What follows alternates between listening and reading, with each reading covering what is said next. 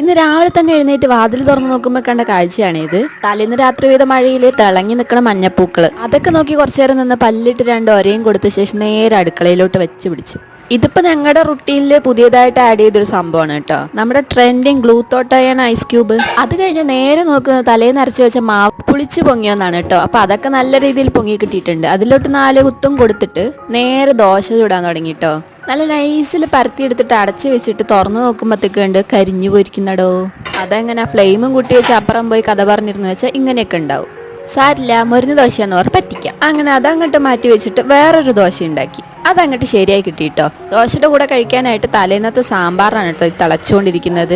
കൂടെ തക്കാളി ചമ്മന്തിയും. അങ്ങനെ ദോശയും സാമ്പാറൊക്കെ ആയിട്ട് ഏട്ടന് ഫുഡ് കൊടുത്ത ആൾ ഓഫീസിൽ പോയി കഴിഞ്ഞ ശേഷം വീടൊക്കെ ഒന്ന് വൃത്തിയാക്കിയ ശേഷം ഓടിച്ചു പിടിച്ചൊരു കുളിയും കഴിഞ്ഞു, സ്കിൻ കെയറും കഴിഞ്ഞു. അതൊക്കെ കഴിഞ്ഞ് നേരെ മെഷീന്റെ ചോട്ടിലോട്ട്. അപ്പൊ ഇന്നത്തെ വീഡിയോ ഇത്രയേ ഉള്ളൂ. അപ്പൊ ശരി, എന്നാ പിന്നെ.